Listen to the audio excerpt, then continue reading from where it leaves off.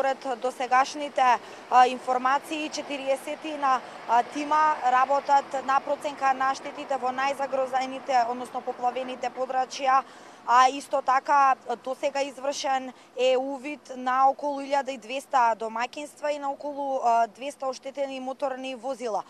Според информациите, значи комплетниот увид и на недвижен имот, како и на моторните возила се очекува да заврши некаде до почетокот на наредната недела, како нели би било сумирано, односно би се знаеле точните бројки околу материјалната штета која што беше предизвикана во овој дел на Скопје, односно во најзагрозените подрачја од поплавите. Јас исто така денес разговарав со координаторот на тимот за проценка на штети од тука каде што се наоѓаме во село Црешево, Благојче Трпковски.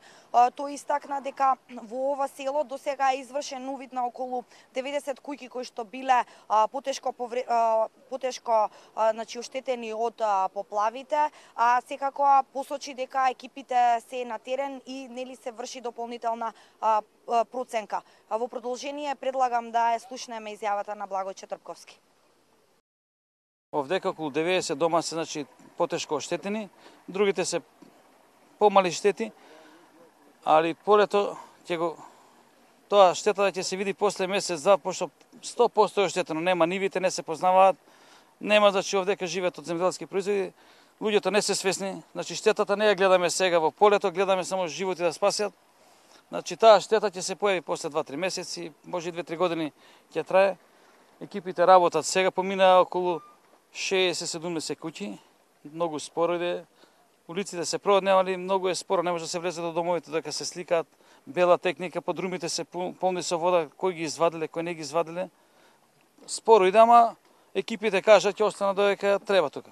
Оценката се врши во село Смилковци, исто има екипи во селото Виниче, во селото Булачене и тие се загрозени. Значи сегде се работи. Има тимови организирано од местното население со комисиите, ги посетуваат сите домови, сите ниви кај што се оштетени.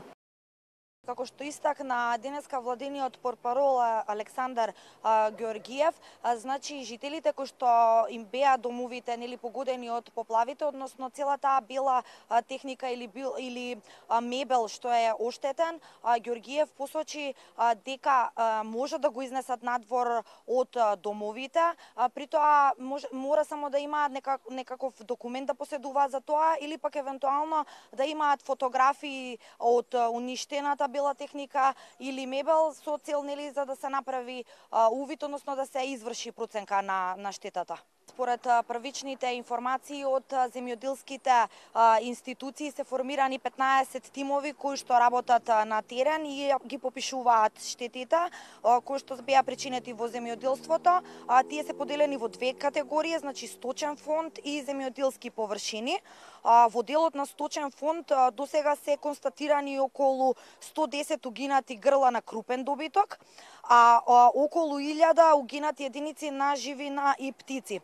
Исто така, според информациите во делот на земјоделски површини, заклучно со вчера до комисиите биле доставени 182 поднесоци за оштета за различни земјоделски култури, меѓутоа нели се уште екипите се на терен и вршат проценки на штетите на земјоделските површини, па секако нели во текот на наредниот период се очекува да има конкретни бројки околу штетата која што е причинета и на земјоделските површини.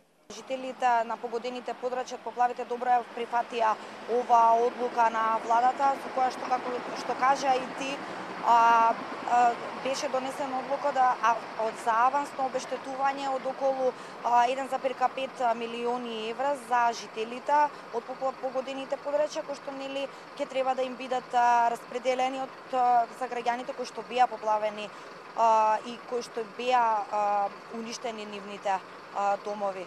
Така што нели јас денес имав прилика да разговарам со дел од жителите на село Црешево, истакна дека секако е за поздрав оваа одлука, меѓу другото исто така ги поздрави и сите напори кои што надлежните ги прават за помош и теренската механизација, како и за поздрав ангажманот на армијата на Република Македонија, полицијата и сите доброволци кои што се пријавија нели да помогнат во овие поплавени делови на Скопје.